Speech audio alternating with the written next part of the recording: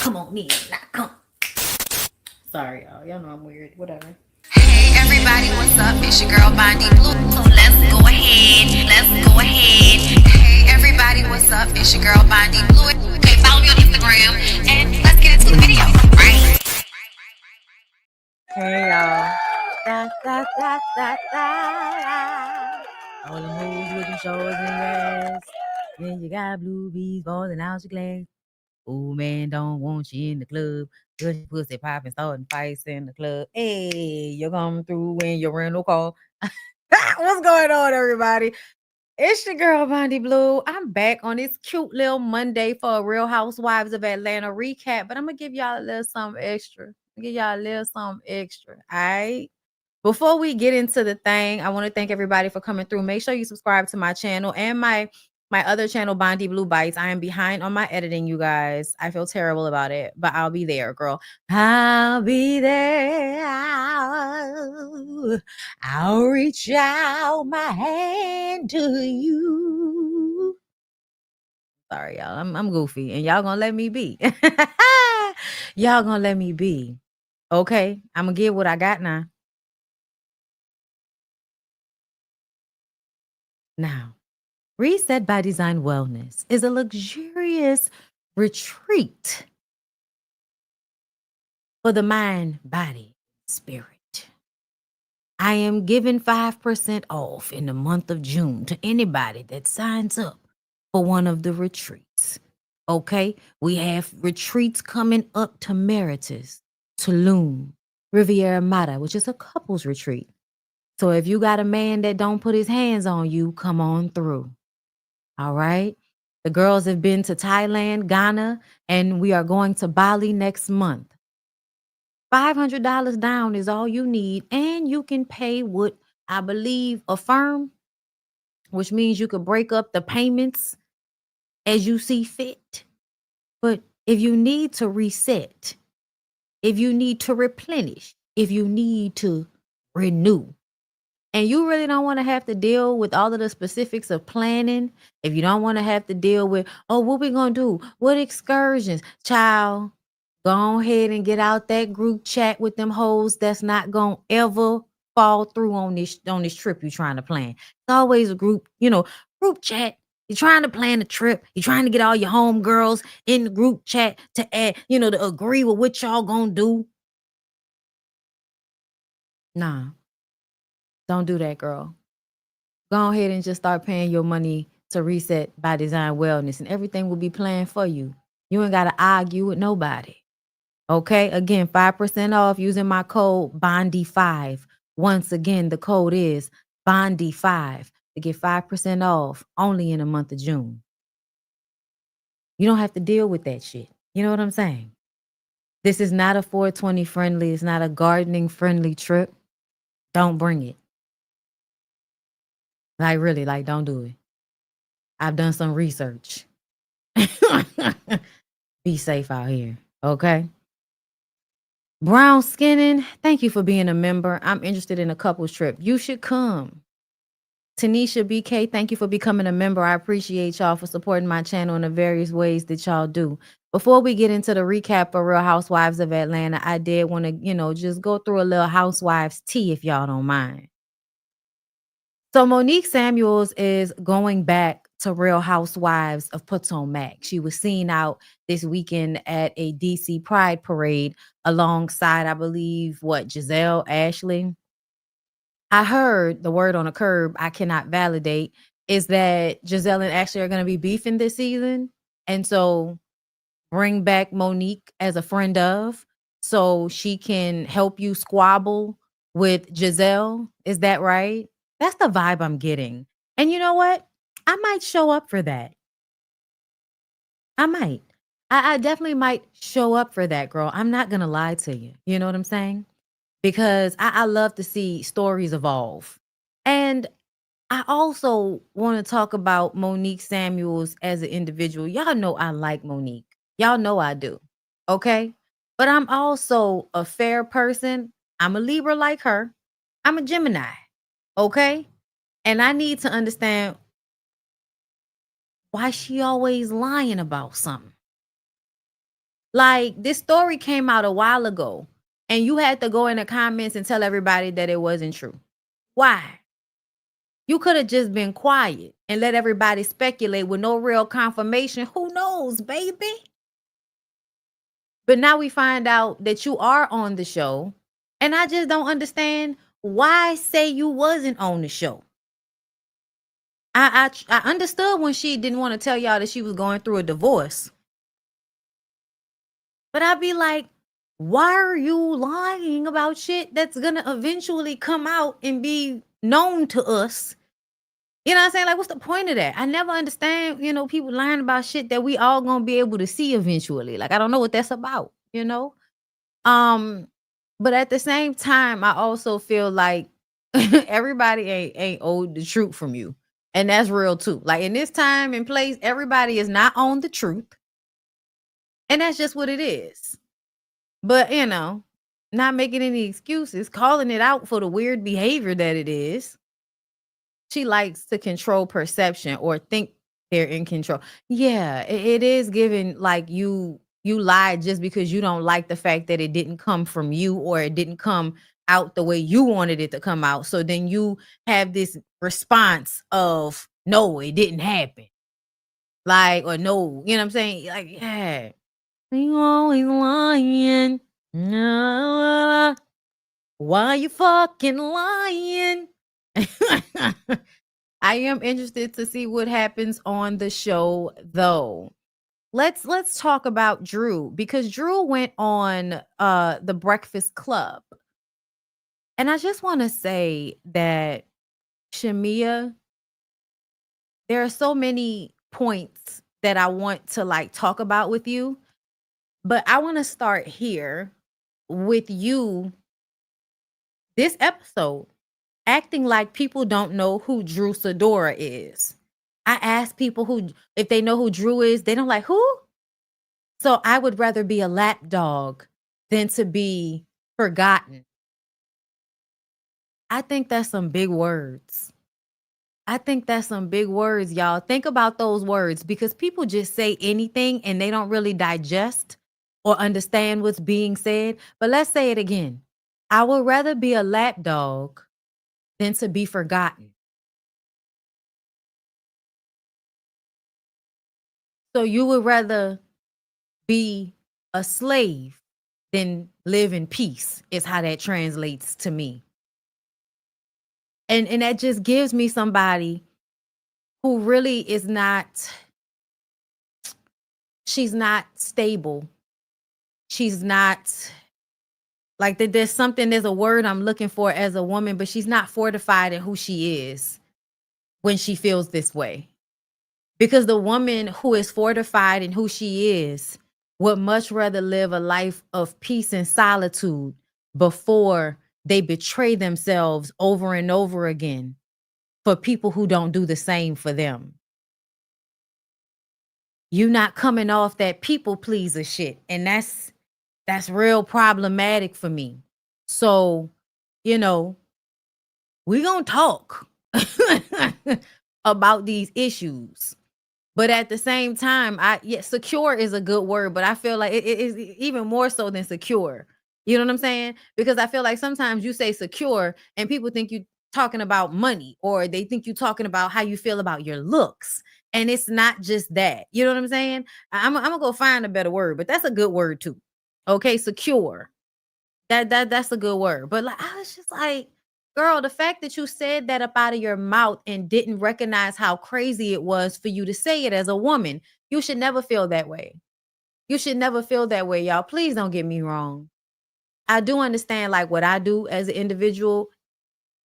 Y'all have to y'all are the integral part of this shit. I've always been the entertainer. I've always been this person. But if y'all weren't mirroring back to me, you know what I'm saying? I would not be able to do this.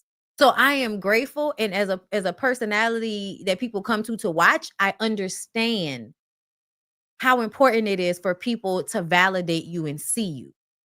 But I also feel like I need to be able to validate and see myself before anybody else does, because what am I coming to you with? What am I coming to you with for real? that's of real value to you that you will carry on with you. I feel like what I give is something that you're going to carry for the rest of your life. Even if you forgot I said it, you're going to remember how I made you feel about whatever it was. That's going to last forever. So for me, or to me, even the small changes, like anything that somebody got from me that created a change in them personally, that then changed everything else they do after that. Just like every other moment changes everything after that. You know what I'm saying? So for me, when you really think about who you are as a person and how you affect other people, especially like Shamea does, like Shamea going out of her way to, be charitable to people and doing that type of work. Girl, the way you affect people in that way will live forever. You will never truly be forgotten if you live your life like that. If you remember that people may not remember names, they may not always remember the face. So many things, so many details people will forget, but they will remember how you treated them and how you made them feel. And I feel like Shamea is one of those people that goes out of her way to be this people-pleasing personality. And then you still don't even value what you give to people to the point that you feel like you could ever truly be forgotten as an individual. Because why is that even something that you would say? I know y'all, everybody takes things lightly, right? Everybody, oh, it was just shade. No, the shit that people say says a lot about who they are as people, especially when they shading somebody that they might be envious of. And I've clocked the fact that Shamea might be envious of a lot of things about Drew. Specifically, Drew having a actual real music and acting career much before Real Housewives of Atlanta was really, like I can't remember what time the game was out and what time Real Housewives of Atlanta came out. But I knew by the time we got to the game, I knew who Drew was already. Like the fact that everybody, like to me, I was like, Shamea, that's the wildest thing for you to say, that the most well-known person for real on y'all cast is forgettable because she isn't willing to betray herself the way you are. Girl, that's wild for you to even think that. That let me know something is wrong with Shamea, y'all.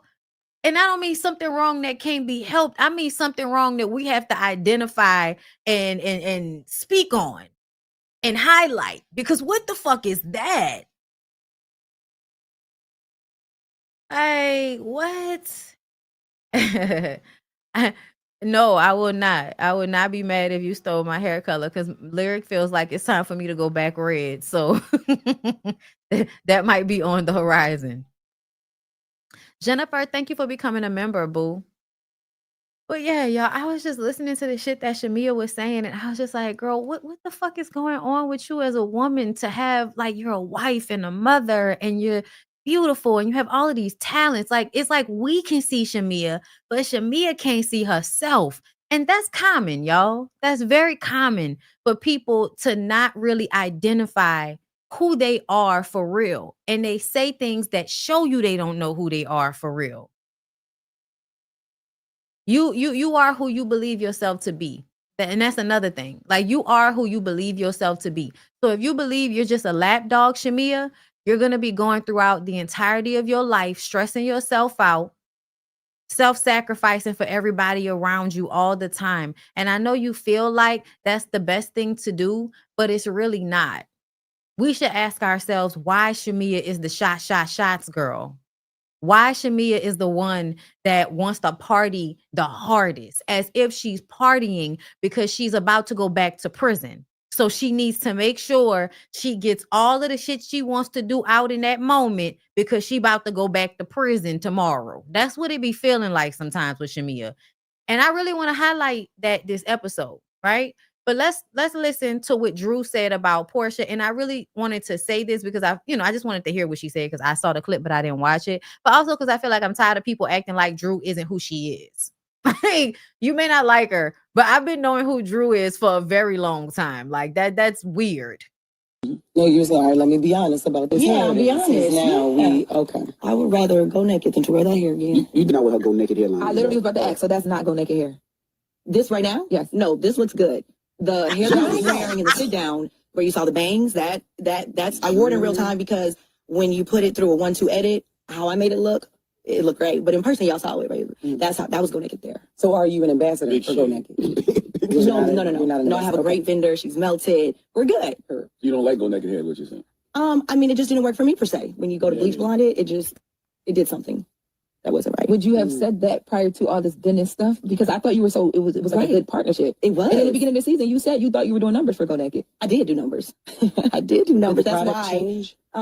Well, I just believe, like, as Black women, we support each other, right? If you're my girl, I'm going to support you. We have a great working relationship. It was fun. You know, it was fun to work with her at that time. And if that's your friend, you're going to hold your friend down. But Meaning that if the hair ain't all of that, but I can make it look good in some pictures and some videos, I ain't gonna tell y'all that the hair don't really sustain because that's my homegirl. I want her to make her money. That's what she mean. Cut it the fuck out with the acting like we don't understand what's going on around here.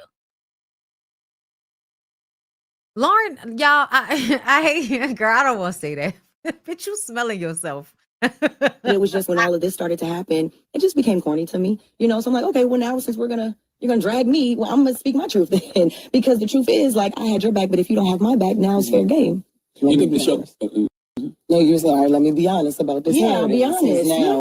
Yeah, no, I feel like they absolutely was giving Drew this very sarcastic, we're making fun of you, but you don't know we're making fun of you type of situation. That is very, very, very, very weird to me. Very, very, very, very, very weird. Just to me. We've already talked about Britt Eady and her $20 million lawsuit and all of that. And I just kind of feel like, I don't care, y'all. I just don't. That everybody felt like that was a bombshell. That was a huge story. And I was just like, girl, I don't care. We'll see what happens. We didn't like you anyway. If you want to sue the network, girl, if you want to waste the little bit of money you got, then go on ahead and do that. That was the last straw. That was it for you? I mean, it was that, and it was just the continuous behavior of like dealing with other women and then coming on the show. And then there was women saying, oh, they were pregnant. It was a particular woman who reached out and said she was pregnant with this baby. And we remember these things because they were happening on the reality show the whole time that Drew has been here. And that was a big thing. That was probably one of the biggest straws. Mm-hmm. And then it was the disrespect of my mom, of my family, the disrespect of my son Jojo, my 14-year-old. So it was just very layered. And finally, he moved out of the bedroom. So we separated, and we were separated at the time. So it was a huge separation. We were trying to repair things, but ultimately it just wasn't able to be repaired. And people thought you cheated at one time. Well, that's what he says. It was almost like, oh, she's hanging out and having fun. Mm-hmm. Oh, this is my moment, and now it flipped to like a victim mentality when that really wasn't what it was. Yeah, I feel like we played this clip already, but yeah, I feel like Drew was absolutely in a narcissistic, abusive relationship. I think they're hard to get out of. And as a woman and as someone that has to watch it sometimes, like not has to, but that you watch it, it's triggering. And you can sometimes get upset at the person because they're always giving the narcissist access to them. But if you remember what it was like when you yourself was in a narcissistic, abusive relationship, or had someone around you like that, it is very hard to like not give in. There's this thing that happens where they fuck up and you want to stay mad. But as time goes on, especially if you have a familial relationship with them, meaning that there's somebody that's going to be around your kids, there's somebody who's in your family, it's harder for you to stay angry with them, which will help. Your anger will fuel you removing them from your energy. But because people look at anger as a bad thing, it's like you telling yourself to stop being angry about it. When really your anger is informing you that you shouldn't be near this person. And that it's okay to be angry, but you have to remove what's making you angry. And the situation is like, especially when it comes to narcissistic people. And when she says the way he left the bedroom, I can't tell y'all how many times I've seen men fuck up with women over and over and over again. And the women give them chance after chance after chance. When they can tell the woman is getting disassociative, like no longer giving into the fight, they will leave the woman before she leaves them just as a way to also make that woman look bad. I think that's the same thing that Jeannie Mai and oh boy, like him leaving her first was preemptive because he could tell that it was about to be over anyway. He knows what he's doing. She thinks that if I keep doing this, and that, he'll change and he'll stay. But he knows it don't matter what she do. I'm gonna do whatever the fuck I want to do. And then eventually, when she realized that, then she's gonna leave, and it's gonna make me look bad. So I might as well go ahead and leave her first. And he left the bedroom first. And him leaving the bedroom was so that he could try to emotionally blackmail her into acquiescing. A lot of the times in these relationships, it's like they want to dominate you. And it's not any one specific thing that they want to dominate you about. But it's like at every turn, they're playing a game with you that they want to win. You're not playing a game. They're playing a game with you that they want to win. And so they do these things when you're not even aware that y'all are having the issue like that, like, or just handling the situation in a way that throws you away before you can throw them away. Like that's Ralph. I got a couple of homegirls that have had situations like that with their, their ex-husbands and shit, where as soon as these niggas stop being able to use the women for whatever reason, all of a sudden she's a bad person. She was always a bad person, but you stayed with her. Like, you're the man. You have the power to leave the situation. You're not physically being held anywhere, and you continuously stay because you're the one that's like sucking the energy in the situation, not the other way around. And I'm talking about specifically in these situations, y'all, because there's always some woman. Like I could literally think of a woman in my mind right now that they're narcissistic moms all over the fucking place. Okay. Like it's the reason why some of these niggas is as fucked up as they are is because they mammies was narcissists too. So don't get me wrong, bitch, but we talking about in the dynamics of these relationships. Okay. But I think it's time. Let's go ahead and get into the actual episode. I would like to do that now. Okay. And we can come back to any other tea outside of that because I haven't seen any uploads to the Bravo Shade Room of the after show yet. So we're just gonna get into the thing. And I can't wait to come to y'all tomorrow for the Bondi Blue show because we're gonna talk about some shit that I saw. And I was just like, okay, sisters, I'm gonna have to hold y'all hand when I tell y'all that a lot of y'all's mentality is a part of the fucking problem that you're angry about. Like you don't even realize how you're being the very thing that you're online screaming about. Girl, see yourself. Okay, let's get into it. So Britt and Shamea have a moment before they all go on these excursions. Why did Britt bring Apollo to her little event? Y'all know her ain't shit ass, whack ass, cheap ass, not well executed ass event that she had. Okay. Why did Britt bring up Apollo? Girl, I like anyway. Why did Britt bring up Apollo? It was because she was trying to have a moment. She was trying to have a moment. And it's like we can see her trying to perform for reality show cameras. And that's the reason why she's so aggy. She did that this episode. Throughout the entire episode, everything she's doing is so she can get camera time. It's not genuine. And that makes it exhausting. Also, I feel like something needs to be said about women that could burst into tears that don't have any real emotions behind it. Like something needs to be said about women who can burst into tears and there aren't any real feelings behind them. You want to talk about female narcissists? That's one of them. Okay. Women that can weaponize their tears and there's no real emotion behind it. It's not just white women. Black women do it too. Okay. That's why you have to have other evidence in order to come to these conclusions. Y'all be out here acting like we just talking about one aspect of a personality. Bitch then gave us a whole bunch of evidence to show us that she's the problem. Britt thinks Shamea is being defensive. Shamea is being passive aggressive. That's her way. Shamea, Portia, Sin, and Phaedra are talking about Britt coming with one box to the donation truck, but she has on a Birkin bag. Child, a Birkin ain't real. What we found out, she got it from China. Like that's how you know, girl, it's not real. It's not a real Birkin. It's not one she had to pay $30,000 for. Okay. Type of people go and get shit from places that they could rent things for the show and all of that type of stuff. Like, girl, it's a perpetration. It's a perpetration. It's a lie. It's all a lie.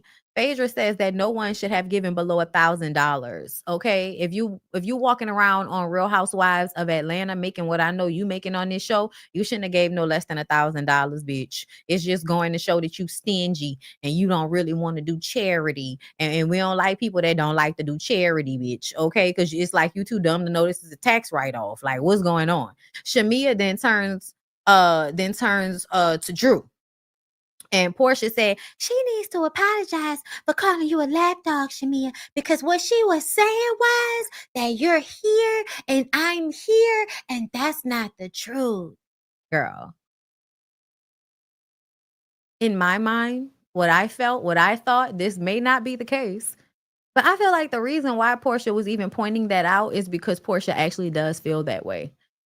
And not that she feels that way all the way down, because I imagine that her relationship with Shamea makes her sometimes feel insecure about herself in one way or another. Like Shamea actually knowing how to sing, Shamea actually getting a husband in the house, and like the fake image that Portia wanted to portray, Shamea was able to obtain those things. So on some level, because Portia is a very vapid individual, I have to imagine her having some type of envy about her friend having this life underneath the surface. But also because she has that underneath the surface, this is why she projects so hard that she's the friend that can kind of like shake Shamea off, and Shamea is always running behind her trying to please her. That's why you're the owner, Portia's the owner, and Shamea is the lapdog.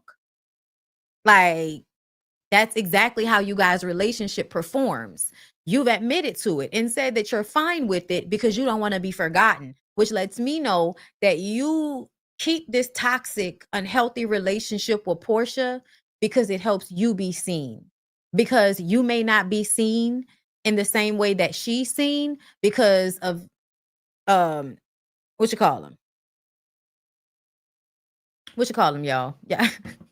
I hate when I can't find a word and y'all know I know the word, child. I don't know why I keep thinking coloration in my head. Colorism. Okay, the colorism in the dancery, bitch. Okay, I think that especially considering that they grew up together, I can imagine Shamea and Portia both being beautiful women. And when you're both beautiful and one girl is getting more attention than the other, it's then because we're now taking it down to whatever the other stupid vapid bullshit that people are attracted to, right? So they're both pretty, they both fine, but you're gonna go for Portia because Portia is a little lighter.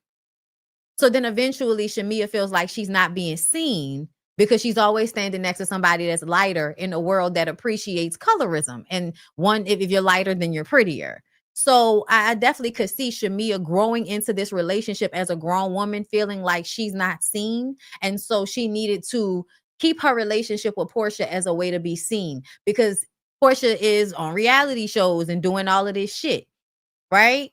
So I remember somebody saying they felt like Shamea was riding Portia's coattails, but we recognize how she doesn't have to. It's not that she has to. She feels like she needs to, and there's a difference. And I think that comes from their childhood relationship versus somebody that seeks somebody out in order to exploit them. Like, I feel like that's two different things. Shamea did not seek out Portia just so she could use her. No, they've been in a friendship for years, and how their friendship has developed has put Shamea in a position to feel like she's not measuring up because of these very surface level things about Portia. And so it's easier, or even better, to stay friends with her and then reap the benefits of the things that she may get access to. Meanwhile, still having a very real life and being able to obtain these very solid, real things that Portia can't obtain, right? So it's not the same, but it definitely puts into perspective why Shamea keeps this relationship going. Phaedra insists that she didn't know Charles Oakley was married. Phaedra, I don't know why you keep saying that. The only reason that I could, surmise that you keep saying that is because everybody wants Angela to know that her husband is cheating on her or not to be trusted. Like that's what it feels like to me. And I want to say that I was right at the very beginning? Remember when I did like the first episode review of this shit and I told y'all that Charles is exhausting? And because he's an older man, but he does well, I understand the mentality of the people his age that are going to think that Charles is a cool guy because they experience him in a very communal way. But once you see somebody just trying to have a casual conversation, and that, like, you have to have been in these situations to really get it sometimes, y'all. You have to have been sitting on the phone just trying to have a conversation with somebody that you care about. How are you doing? You want to have a conversation where you guys are connecting and it feels good to talk to somebody. You validate their feelings, they validate yours. You guys laugh. Like, a good conversation between you and your partner can sometimes be so healing and so comforting, right? As somebody that travels and goes out of town all the time, some of the best things about my relationship is when I call my husband, he's going to have a conversation with me. How you doing? How's it going? And then if I'm telling him some shit, he's going to be like, he's going to engage in the conversation with me like a person that cares about how I feel. They're gonna, he's gonna tell me he missed me. He's gonna tell me that he loves me. And if he's not doing that, I'm gonna feel like something's wrong because I'm gonna feel bad after I get off the phone with him because I know what it's like to be on the phone with somebody trying to have this same type of casual moment and the person won't let it happen. They're refusing to let it happen. They're withholding on purpose because they're trying to win some fight with you that you're not even in. I can see Angela's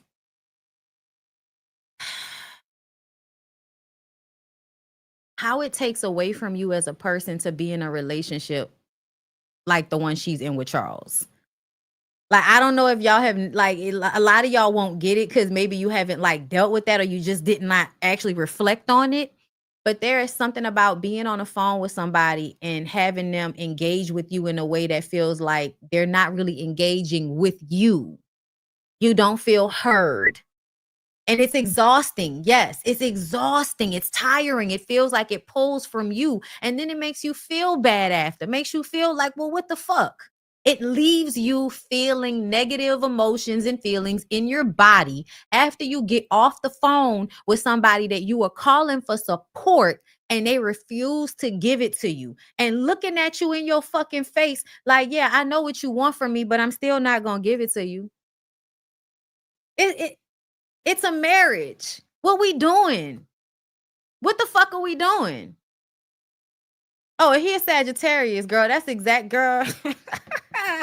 Let me tell you something. I don't give a fuck how much work Angela thinks she put into that relationship. The reason why Angela is 42, 43 years old and looking like she's the same age as Cynthia is because of Charles Oakley.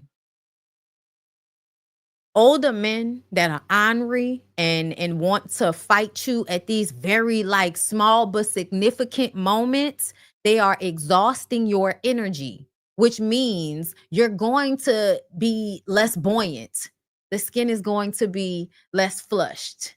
You're going to start to be dehydrated because emotionally, it's creating a hole inside of you. It's creating a black hole inside of you that is sucking from your outer piece. It's sucking from how you look. It's sucking from your body. It's sucking from how your eyes look, how your skin looks. That's why when some of these women get divorces and be out in the street again, they look so good because they were with somebody that was creating a dynamic that was sucking them of their fucking life force energy. And mean and surly men have been able to get away with that for a couple of reasons. As long as they can be financially responsible and take care of a household, women will value that over that very, very vital soul suck thing that they're doing to you.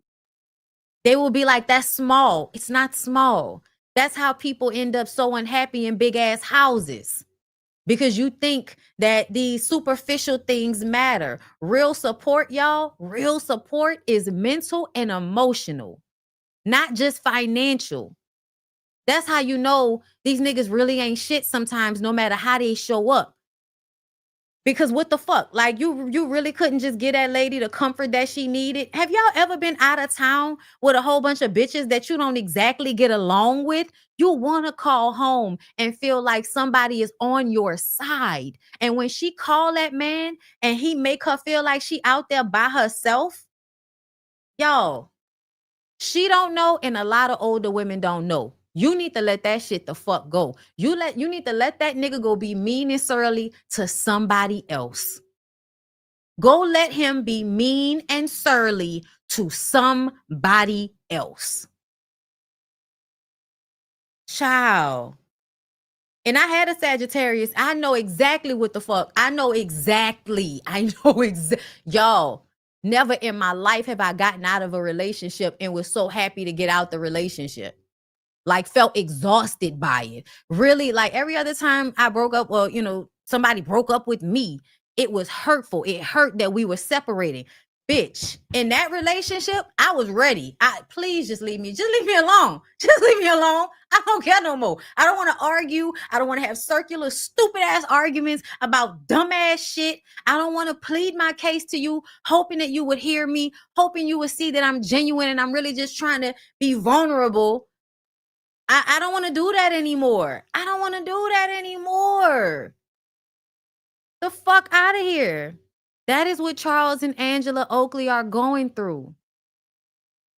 And you know what I like about Angela? That even in that, Angela is being vulnerable with her feelings, but she's amongst a whole bunch of bitches that you can't really be vulnerable with. So, because at first he wasn't answering the phone for her, right? Then when she finally got him on the phone, he gave her that bullshit ass conversation. And then at the table, she talks about how he doesn't wear his ring.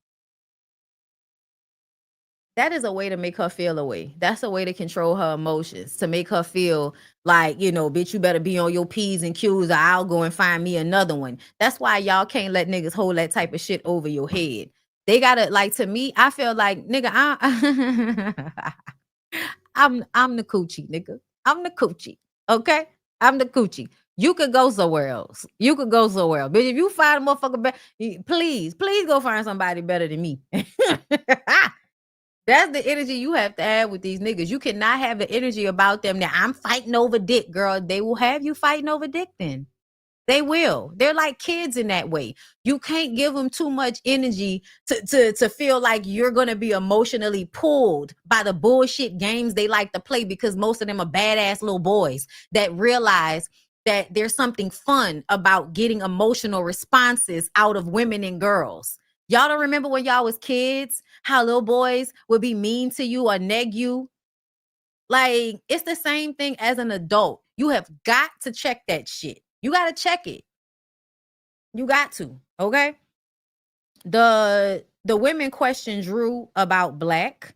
She says that they are just friends. I'm actually annoyed that they continue to make this a topic of conversation, because it makes me feel like it's putting Drew in danger for that nigga Ralph to use this against her. And I don't like that. So as women, I'm looking at all of them like they're pieces of shit. Now, it doesn't really matter because she's single, meaning that we're going through a divorce. I'm not with that nigga. She's single as far as I'm concerned.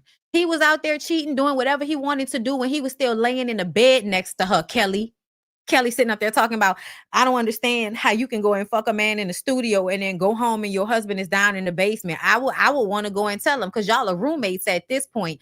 Kelly, I like you, but this is when you say shit that lets us know that that's how you ended up in that relationship that you ended up in.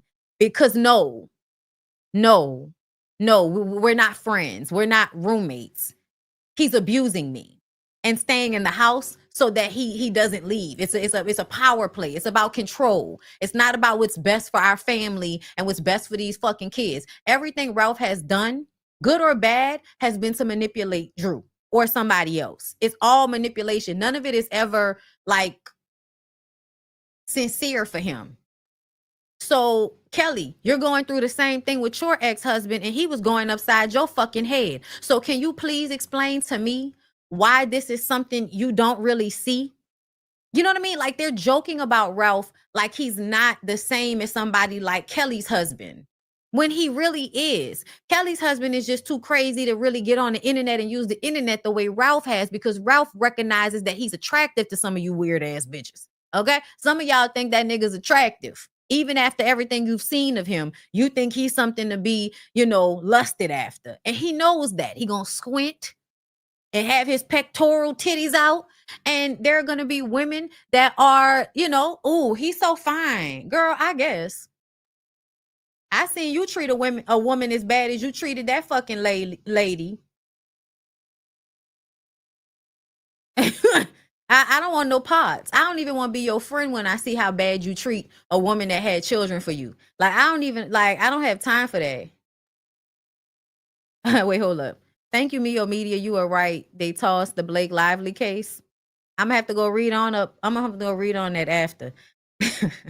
I know I was right. People haven't really been talking about it as much. I also feel like I'm right about Amber Heard. And as time goes on, people will actually see it for what it is, because it's like there's certain personality types that famous men have that you cannot get around. Like, you can't get around it. The men are who they are. So even if the women are these, bad people that y'all think they are, the men are still the ones with the power in the situation. So they're able to outgame whatever game the woman thinks she might be playing. And I'm talking about these specific men that we talking about, these famous ones that got a legion of fans after them. Maybe not your regular man, but even your regular man got his weird ass sister and his weird ass mama to defend him. Okay, child, you got to go look into the Blake situation. But I was reading that situation like, okay, Blake could be all of these weird ass things. She could be a bitch. She could even be a racist white woman. She could be all of that. That nigga is a weirdo. Jason or Johnny, girl, whatever the man name is that she did the movie with, that man, something wrong with him, girl. Something wrong with him, girl. Let's see, where was I on Real Housewives of Atlanta? But I'm gonna go look into it, girl. But I didn't like the way they were trying to insinuate that Drew is in a relationship with this black guy. And I love the way Drew I love the way Drew responded to them, because she said, I'm searching for that. So if I were to have found that, I would have been shouting it on a goddamn mountaintop, on a hill or some shit. But that's not what's actually happening. I'm still going through my process right now. And I think what that means is I still love my stupid ass, ignorant ass, hateful ass ex-husband.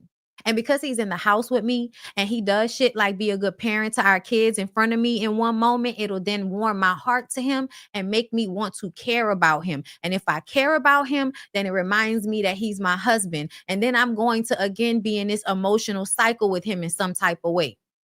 That's what I think Drew really means. And that's why Drew is up there letting that nigga feed her food and all of that. I do feel like on some level she's doing these things so that she can placate his emotions so he won't continue to be so vindictive.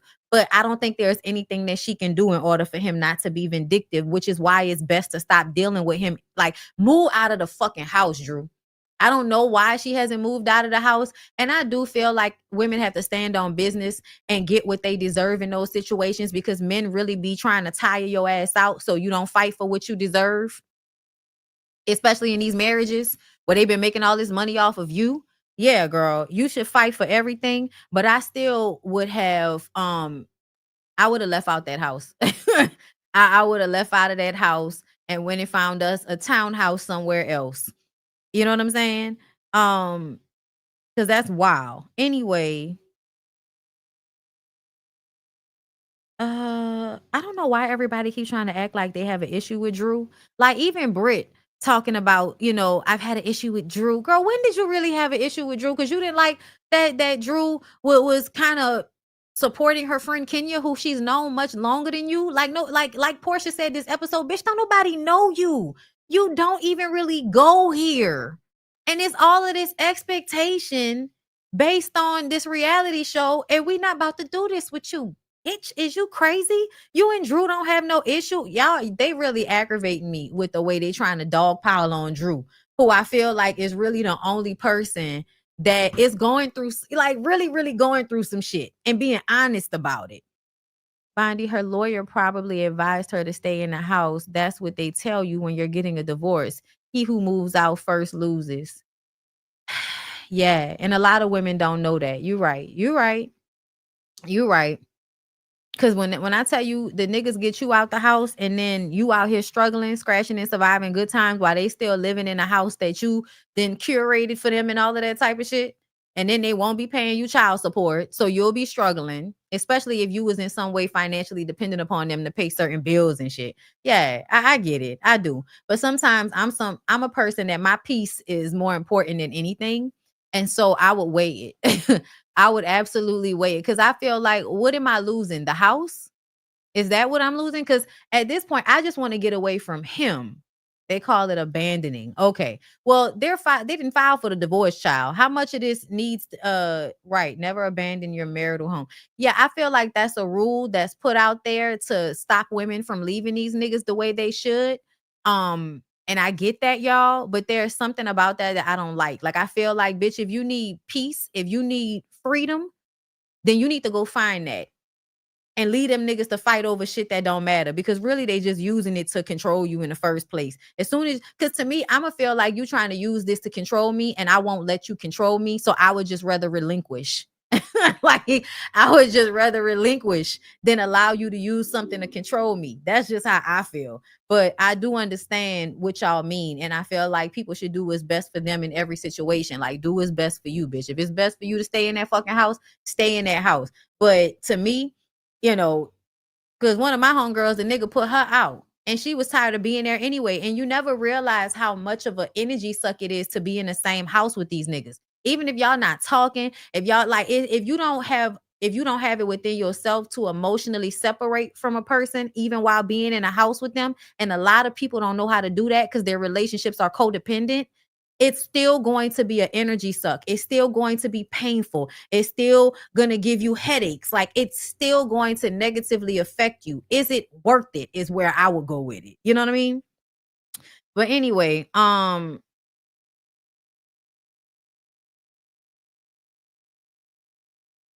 the way back to the hotel, Portia turns to Shamea, and y'all know after you had a nice day, you've been outside, it's beautiful. They had a waterfall behind them. Y'all, Grenada is gorgeous. Shout out to Amanda Seals. Amanda Seals is like the first person that I remember like telling me what Grenada was. I had never heard of that island before. And she's from there. So she speaks about it heavily. And her mom lives there. And I think she bought her first home there in Grenada. And that's why, like, when she be, laying down somewhere telling y'all about some shit, like, I love to see it because I feel like she's an old lady living in a tree somewhere. Like, I see what's going on, but I'm also somewhere where I cannot be like immediately affected by it. So I could see it clearly. But I have my peace when I want to return to it. Like, I love that. So Grenada is so beautiful. Like, it's so beautiful, y'all. The water everywhere. Like, it was just gorgeous. So I think that, drinks, good food. I saw them making that fucking soup. I was just like, oh my God, Lyric, put it on the list. Put it on the list of places that you need to take me, nigga. Oh my God. But they in a car, right? And I think Portia is feeling good. Everybody's in a car feeling good for the most part.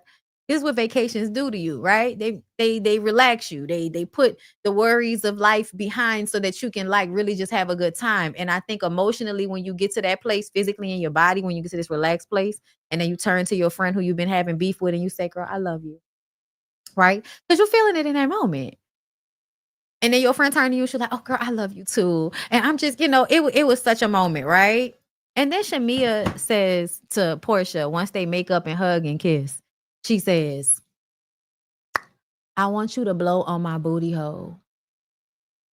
And that's what solidified it for me. They're fucking. Everybody want to know why the relationship seems a little, what's going on here? Because they have a sexual relationship as well. That's why. I have been privy to these types of dynamics, and I feel like I have been friends with like beautiful feminine women who keep trying to put me in this this type of dynamic with them. And it's every time they get upset when they find out, yeah, I'm sweet, I'm nice, I'm not nice, I'm kind. Like, yeah, all that shit, bitch. But I'm not a Shamea. Like, I'm not a Shamea, bitch. And I feel like I keep experiencing this where I feel like bitches is trying to portion me. You know what I'm saying? Like they really want to fuck me, right? This is the crux of the situation. And because of that, the relationship has an added layer of animosity that doesn't really need to be there. Like it's weird. It's very weird, y'all, but I feel like I can recognize it because it's happened to me before. Like bitches trying to befriend me to try to fuck me. Bitch, what? I thought you was trying to be my friend. What happened? You know what I'm saying? Like being real mad when they find out that they not my type and all of this shit. But like, like that's what it is given. Like Shamea feels like the little puppy that wants to eat Portia's coochie, and the relationship that they've probably had through life is them having moments of having sexual relationships with each other. I do think that, because as a bisexual woman who at one point or another, like I've told y'all my, pride, hey, happy pride. I told y'all about my, I did a video about my coming out story. I also did a video about what I went through at my all girls high school and how I was accused of sexually harassing somebody unjustly. And that's one of the worst feelings in the world to me, to be accused of overstepping somebody else's boundaries, because I understand so often how mine have been overstepped. So when it comes to that, I never want any women to feel uncomfortable around me because I am openly bisexual, because people know I am attracted to women. I don't want you to ever feel like I'm trying to fuck you just because you around me and you think you cute. Like, I don't want you to ever think that, right? So I'm very conscious of that. So when I see women that are friends and they say shit like that to each other, it lets me know that y'all have fucked. Because even if you are gay, you're not going to say that type of shit to your friend if that's not what they on. Because that's weird. Like that was weird, y'all. And then they start singing a song about blowing on booty holes and shit. And not everybody want to, oh, it's funny, it's cute. The shit was funny. They was harmonizing the song, blowing on your booty. That's what Portia really wanted to sing. But then everybody will remember how she was trapped down there in R. Kelly's closet. My booty, booga booga booga booga booga booga booga booga booga booga booga booty. My booty. I think that says too much. That's too many things that line up. R. Kelly's a creep. Portia and Shamea also be giving creep. Phaedra's a fucking creep, y'all. When we want to talk about identifying women that I feel like are problematic and something's wrong with these bitches, like, for every, amount of men that's out here doing that, the small percentage of women, I'm calling Phaedra out as the small percentage of women that I would be worried about being around. I don't give a fuck. I don't care who you, don't put your drink down around that bitch. Like Shamea, all of these people, no.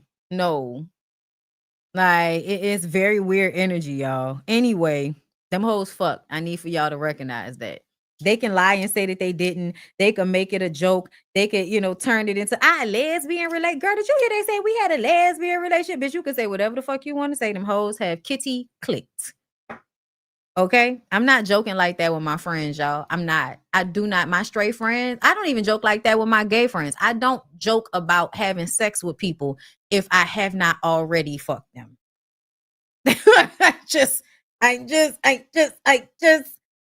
No, the comment about putting little people in her basement, absolutely. Like, I don't take shit like that lightly, because I recognize how much people say things and act like they're joking when they're actually serious, but they need to relinquish it, right? It's hard to hold lies in, because lies carry weight inside a person's psyche, right? So people who do fucked up shit will sometimes say exactly what they're doing, but it's the way they say it that will make people not believe that it's true.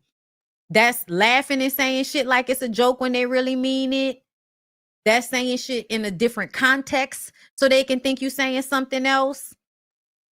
Okay, yeah, I'm sorry, y'all. I'm getting to a point now where I'm not about to trolling. I don't know what that means. You meant it.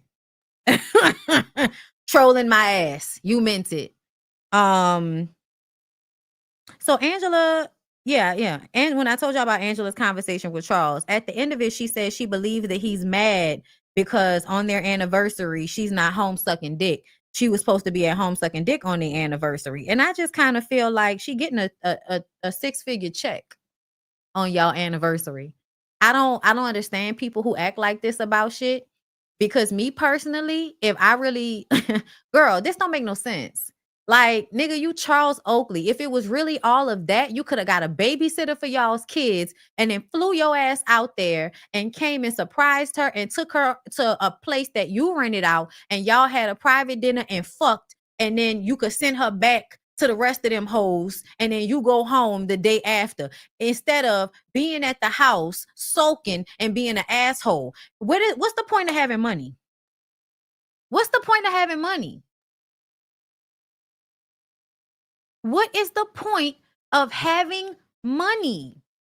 Is she getting a 6-figure check? Yeah. She's a housewife. An entire season, she has to be getting 100,000 or above. There's no ifs, ands, or buts about it. Like, I never understand how men with money act like plane rides and shit is something that get here if you can.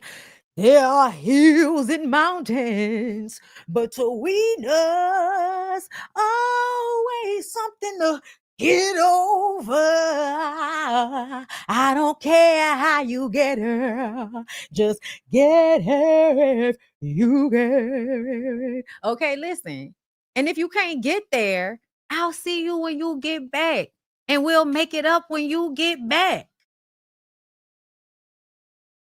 Yeah, no, I've heard first season 60K. Oh no, I don't believe that. I think they getting 100K or more. They have to be paid for a year. Like, they have to be paid a reasonable salary for an entire year.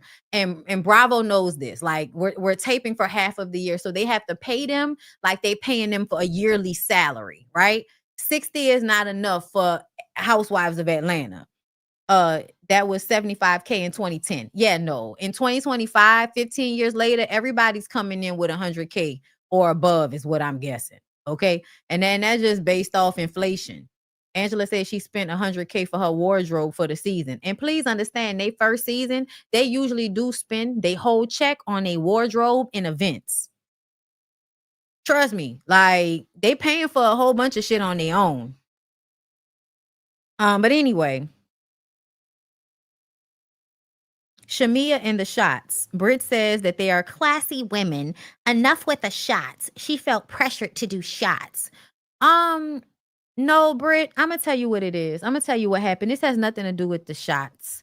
Because Shamea is a party girl. That's what she does. And nobody's forcing you to do anything. Like, nobody's forcing you to drink shit. So when you make a moment out of it, it's because, and then especially when she said that, because what the fuck shots got to do with being classy women? Like, girl, classy women drink alcohol. I don't know what the fuck you talking about. But the reason that you framed it that way is because you feel insecure about the fact that Shamea checked you for having a Birkin on your arm and only giving 3 rolls of paper towels to the people of Grenada. You felt she sunned you when she told your broke ass the truth about that lackluster donation that you gave, right? She made you feel less than. So now you need to find something to pick at her about. The shots is something to pick at her about. That's all it is. Kelly calls out Britt for donating in alignment. They go to dinner.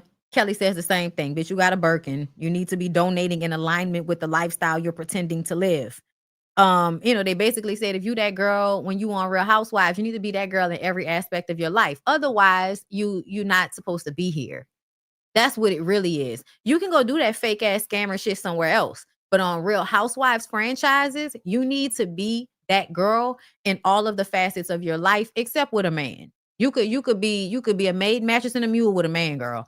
But when it comes to your business, your money, your style, like, you have got, your charity, like, upkeeping what Housewives is really supposed to be about. It comes from the archetype of a woman who is married and does charitable work and does messy shit with her friends and goes on trips because her husband makes a lot of money. So she lives a life of leisure. And the life of leisure also has to add to the man's financial, his whole empire, right?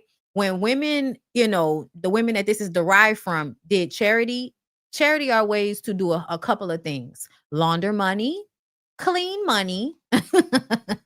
Okay. And also, I believe it's a way to get tax write-offs. So the women have to preserve the money by doing things like that. That's why they can go and shop and all of that, because they were doing things that were preserving their husband's money in the first place, right? That's the thought process behind how housewives became a thing. What it is now is different, because what it means to be a woman is different now than it was back then. What it means to be a woman in the lexicon of a housewife nowadays is to have a successful business and be baller, be living a very comfortable, luxurious lifestyle, either from a divorce settlement, a husband you still married to, or your own paper. The Atlanta girls, mostly your own paper. So the rules have somewhat changed, but the vibe is the same. You have to be able to afford to be here. And if you can't afford to actually be here, then you shouldn't be here. And that's just what it is. And that's what Phaedra was saying, but not saying, because we're not supposed to break, not Phaedra, Kelly and Shamea. We don't want to break the fourth wall.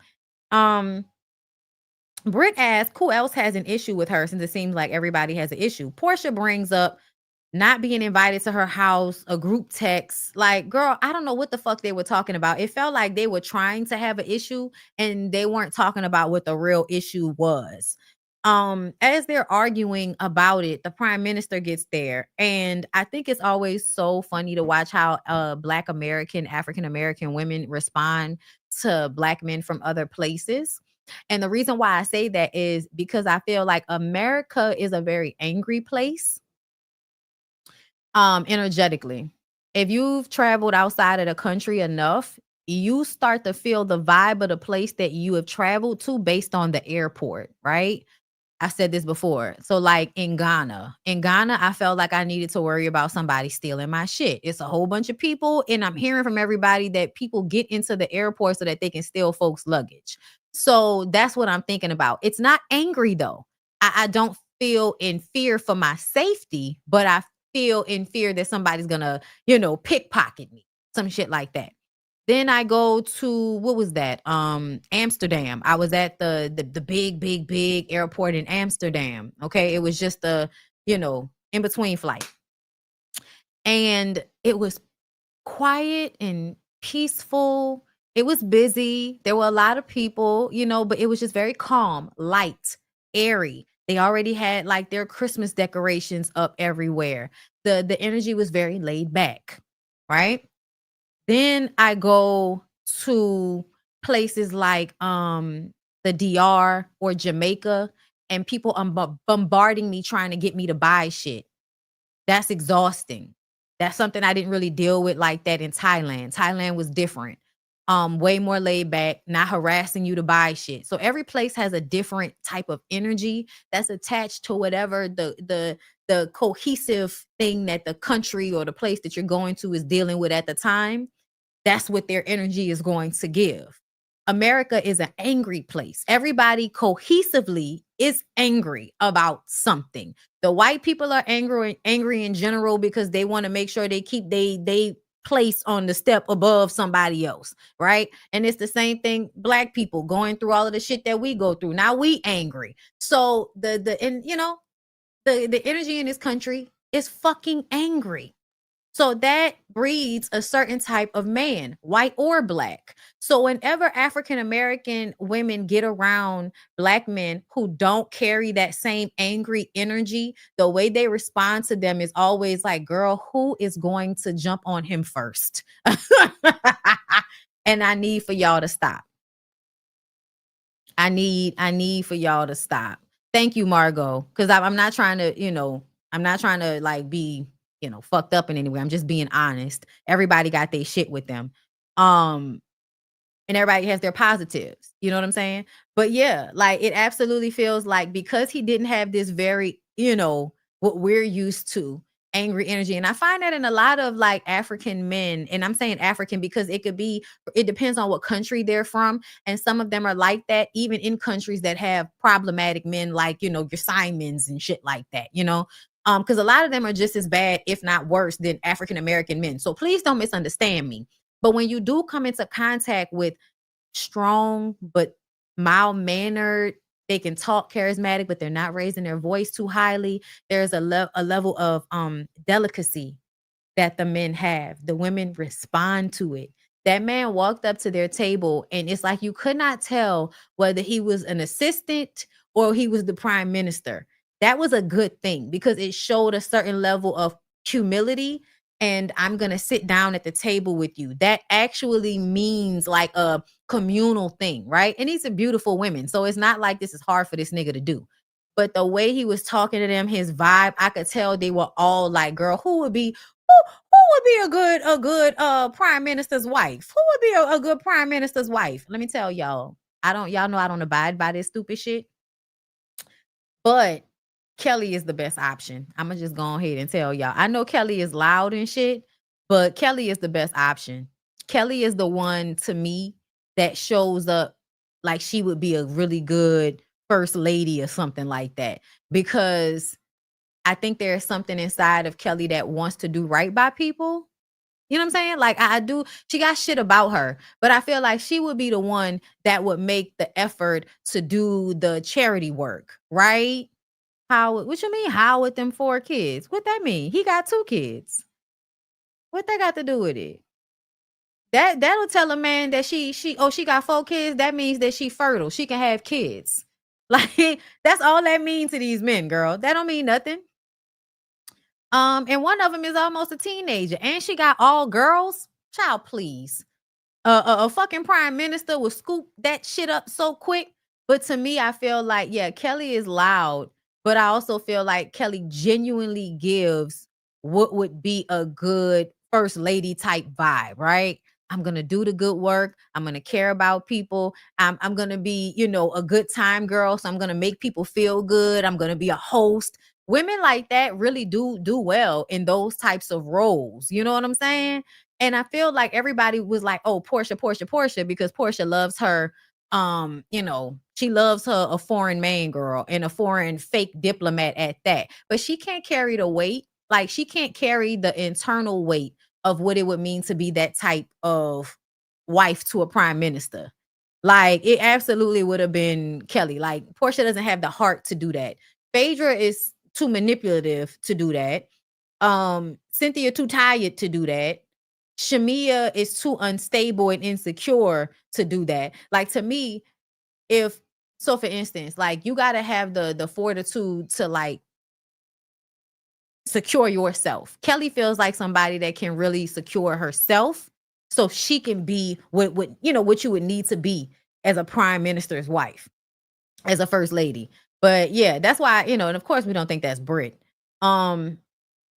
And I feel like that Angela, you married, so you're not even in the conversation. We're talking about the single women. But yeah, I'm, if we was really gonna have that stupid ass conversation, I'm gonna say Kelly. Drew is a no because Drew is an artist. Drew doesn't need to be married to somebody who is about image. Drew doesn't need to be married to somebody that's about that type of image, if you ask me. Drew needs to be with somebody that can be a little bit more relaxed so that they can handle her with care. And I feel like when you're a prime minister, you somebody that has a lot of structure in your life. I don't feel like that's cohesive with what Drew would need. You know what I'm saying? I think Kelly is a Looney Tune. Absolutely, on some level. Absolutely. But it's something about her that I feel like those are the women that become prime ministers' wives and shit. The Looney Tunes, smart, assertive. I really would be a better prime minister than this nigga if I could calm the fuck down sometime. Like, you know what I mean? I feel like some of y'all understand what I'm talking about. Cynthia is so tired. Girl, Cynthia, what might be 60 years old? Cynthia, girl, please. That I wouldn't even want that for Cynthia. Like, that's not shade. Like, don't if I was Cynthia, I wouldn't want that, girl. Okay, don't nobody want to do that. But if anybody had the energy to do it, it would be Kelly, y'all. I'm telling you. Wouldn't have been none of them other ones. Anyway, but I did like the way the prime minister's energy was. I was just like, mm-hmm. I see how I see. See, this is how some of them African men be out there getting all them girls pregnant all over the place. Okay, just being as calm and nice as they want to be, and then all of a sudden they flip on you. Who are you talking to? They're calmly talking to you, terrible as fuck. And they was talking about how he didn't have a ring on. And they, some of the women were like, well, child, that don't mean nothing because some of these married men don't have their rings on. And then Angela was like, child, Charles don't have his ring on. He don't like to wear his ring. And y'all, Portia said something that was funny to me, but also like, bitch, shut up talking about this. Angela had Tourette's. Like, why is she always giving us information nobody asked? But I was like, actually, like, wouldn't that, girl, if we're in a friend group and somebody brings something up that I can identify with, and I say, child, that's how my ain't shit ass husband is, girl. Why are you like, girl, why are you giving us information we didn't ask for? And that's because Portia isn't looking at this in a genuine way. She looking at her like, girl, stop giving us ammunition to use against you. That's what Portia is feeling. Portia is like, stop giving us ammunition to use against you, Angela. But this is a reality show. That's why Angela is one of the favorites. We need vulnerability. Portia is not giving vulnerability. She's not. It's fake. When she cries, when she runs out of the room, y'all, that's fake. That's not real vulnerability. It's not. It's really not. So I think she's hating on Angela for that. In some aspect, I feel like Portia is hating on Angela because Angela is able to be as vulnerable as this actually requires from people, right? Let's move on from there. With that comment about this, she has bitch, shut up. They bring out a cake for her and she gets emotional, and I thought that was really nice, and child, that was another moment that reminded me of being friends with narcissistic women. When you have actual real emotions and then they look at you like they can't believe you have real emotions. Like she started to cry and they like, girl, you crying? You really crying? Like, what the fuck wrong with you, bitch? I have feelings. And obviously I'm with a mean, surly nigga. Obviously, y'all keep insinuating that my nigga cheating on me. And then when I show up as somebody that might be affected, not everybody want to be fucking confused and shit. These are some narcissistic bitches in this group. I just want y'all to know, okay? I'm just letting y'all know right now. We are in a friend group dealing with emotional shit, and these hoes is asking me why I'm crying. But then when Shamea start crying, nobody gonna ask her because, girl, let's get into that. Hold up, before we get into that, Britt was mad that she didn't she didn't have her moment because they just kind of pushed their beef with her to the side, right? And so in the car, Phaedra is trying to give her advice that you have to show up friendly. Even if you don't like somebody, you have to show up friendly because on this reality show, it's only going to make you look bad to have unnecessary issues with everybody else on the show. It's going to make you look like the bad guy. And this should let you know how strategic Phaedra is. Like her being nice, like I don't want anybody being fake nice to me. That's why when Britt said, oh, so you want me to be fake? Yeah, basically. Because if we see who you truly are, we will see that something's wrong with you. And Phaedra's like, cover up who you really are so that you can keep this job. Girl, that's what's happening right now. But she can't help it. She can't help it because Britt is another one of them narcissistic personality type bitches. I'm not calling her one. I'm not diagnosing her. I'm saying that she has traits. The traits. Okay. Like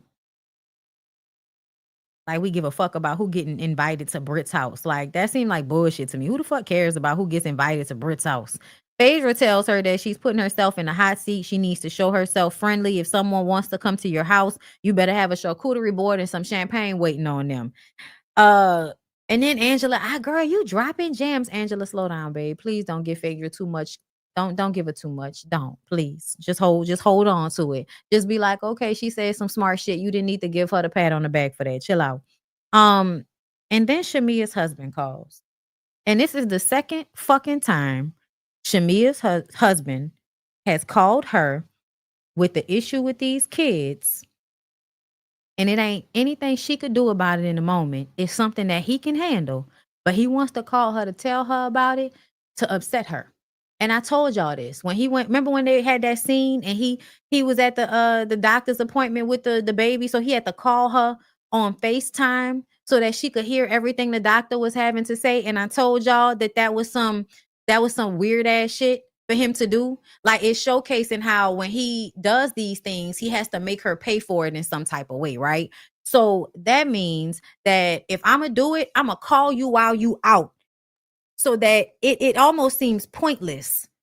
It almost seems pointless for me to actually be the person, because I'm not gonna fully do it the way you would do it, meaning you would handle it until I got home. Then we would talk about what needs to happen, but I wouldn't stress you about it. Like, women are always trying to think about ways not to stress their man if they don't have to, right? So he calls and says that they need to let go of that lady. And I'm guessing he was talking about the baby's nanny. She has the baby in a freezing cold room with no pajamas on, not swaddled, nothing. Last time I checked, your baby is not young enough to be swaddled. Like, I don't know how old her baby is, but I felt like, girl, in your baby past swaddle stage? That's besides the point. I was sitting up there like, how is the nanny supposed to be in charge of the temperature of the room? Like, if you, I don't know, y'all. I don't know about y'all, but I have an app on my phone that dictates the air condition level in my house. And if I know I have a sickly baby and the house doesn't need to be that cold so that I can protect the baby, I'm going to make sure that my thermostat is set to the temperature that the baby needs, because it's my house, my baby. So I'm going to make sure that the temperature is right in the house, because it's my house and it's my baby. Why would that then be a sign that the nanny is not doing her job because she's not controlling the thermostat in your house? That felt bullshitty to me, right? It felt like he was calling her with an issue that wasn't really an issue so that he could break up her good time. Because in real life, you're mad that she's somewhere having a good time and not being there with that baby like you think she's supposed to. So you're going to call her and have her stressed out, talking about the baby got a fever, and if she don't get better, you're going to take the baby to the ER in the morning.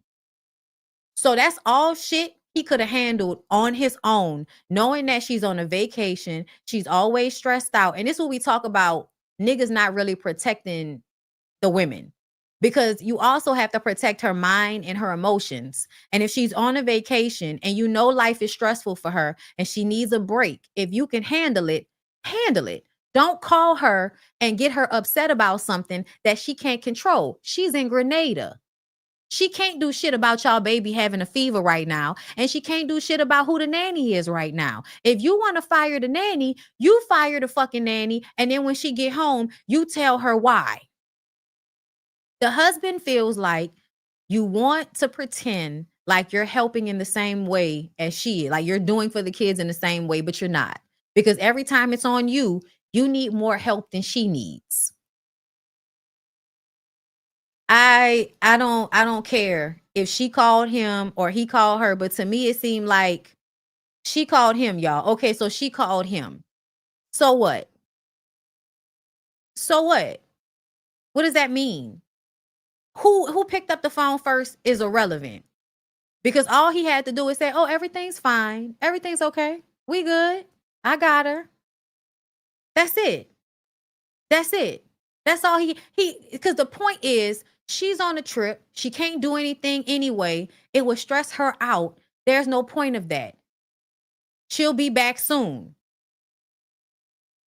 He definitely called her. Because I thought she said, "Hold up, y'all. This is Gerald."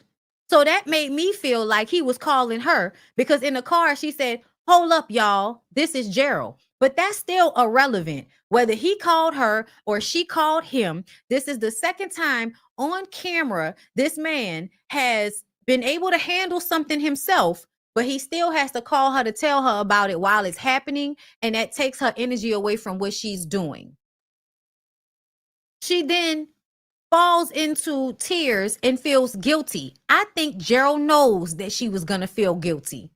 That's what I think. I think men pay attention to their wives, and they know that their wives are stressed out behind certain things because their wives talk to them, and in between ignoring them, they might hear some of the shit sometimes. I feel like he did that intentionally, and he wanted her to go home. And I saw somebody say in the comments at the beginning of the video that Shamea should have just went home. And I said, why? Why? Why should she have just gone home? Can he not take the baby to the hospital if the baby really needs to be taken to the hospital? Why?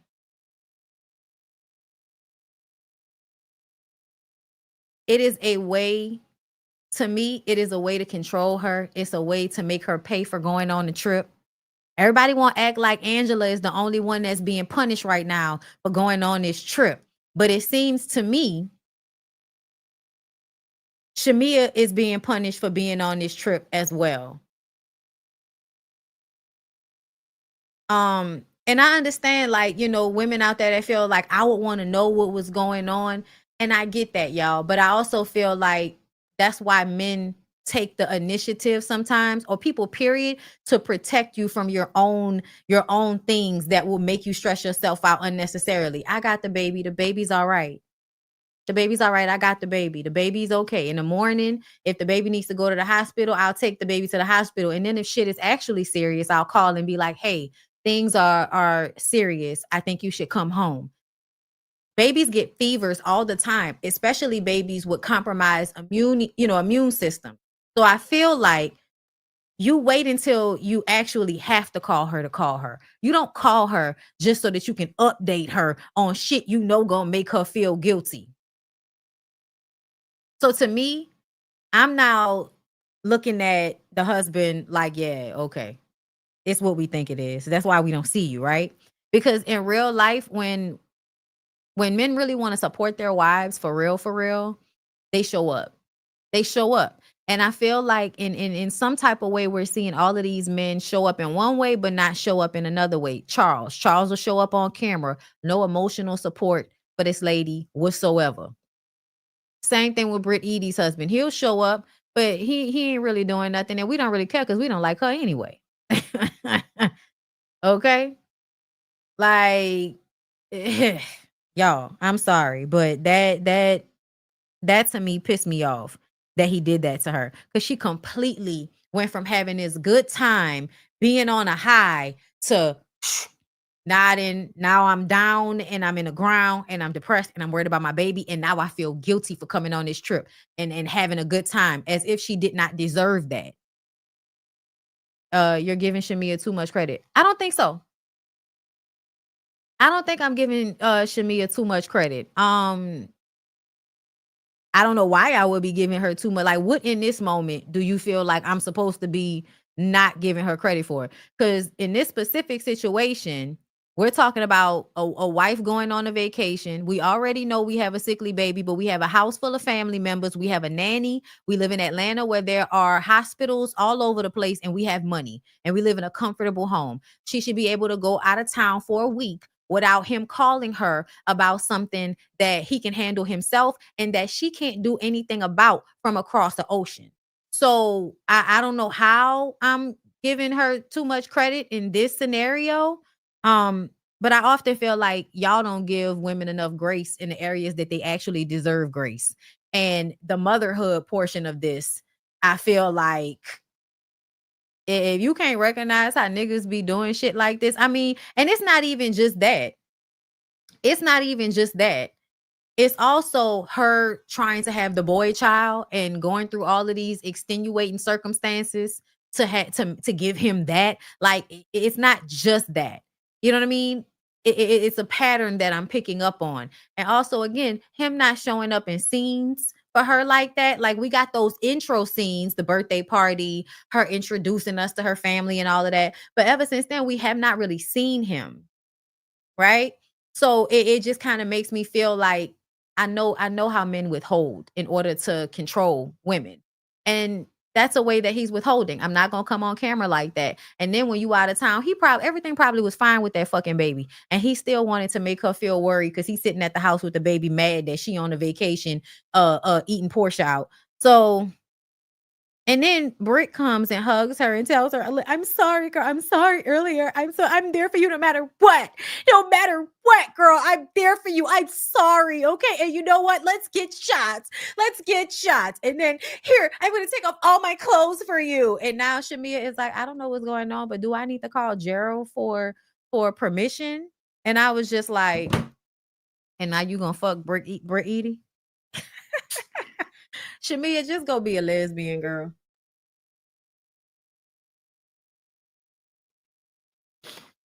Listen, and only because that man dragging you. I feel like he dragging you. Okay? That's the reason why sometimes she Yo. Hold on, let me see if I can find it. Cause this is how I see Shamea sometimes, y'all. And this ain't got nothing to do with what somebody might say. It got something to do with. Hold up. Hold up, y'all.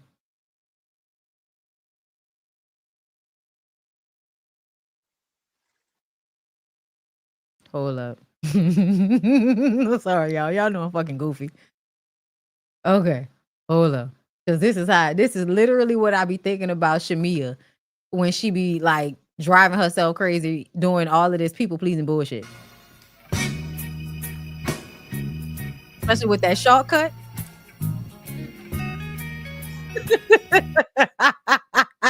Let me tell y'all something. Okay? This is the energy that Shamea gives me. Okay?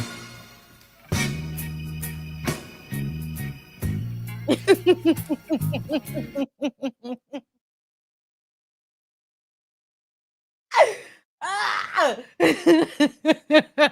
Girl, that's what Shamea stressing herself out, being a lap dog, trying to have babies, trying to find surrogates, okay? Trying to wear clothes that look good, but also at the same time have them be labeled, girl. Exhausted. I say I'm tired and I'm wore the fuck out. And it's because I'm people pleasing. Now it's too motherfucking hot in Georgia for that. It's too motherfucking hot in Georgia for that.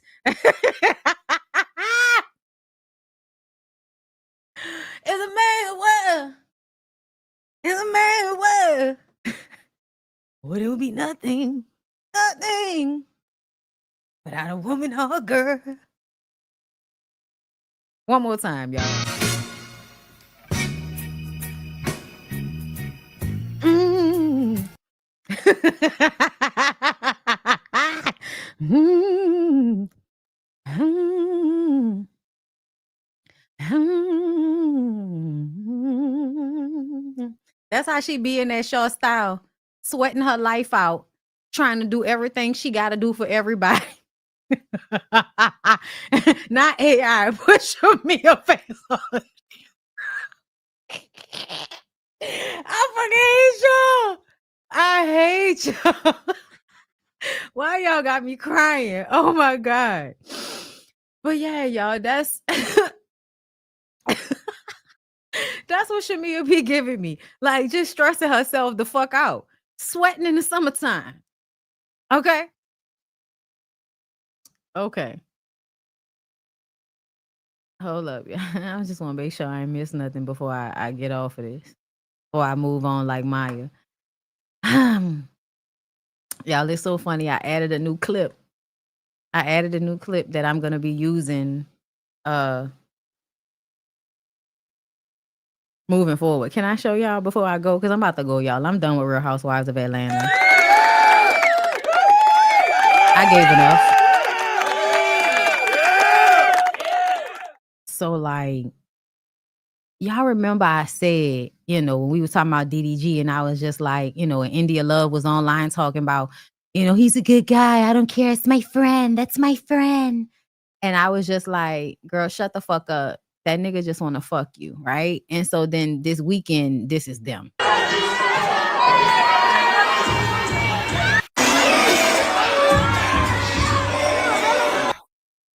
Okay?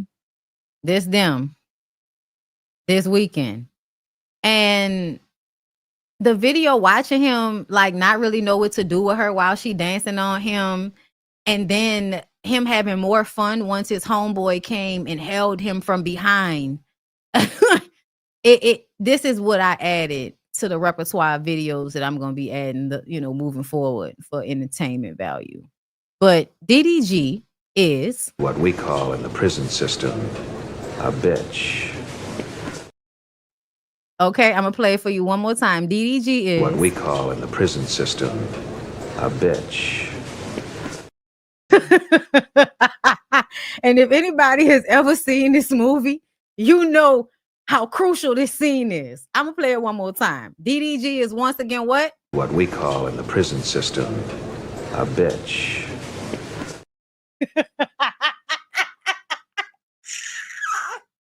Okay. And yes, out here in the real world, but a nigga like him will do all of that hard talking and do all of that, I'm aggressive and all of that shit with women, right? And get in jail and turn into what we call in the prison system a bitch. What we call in the prison system a bitch. So yeah, I'm gonna just leave y'all with that. Y'all have a good rest of y'all day. Don't be what we call in the prison system a bitch.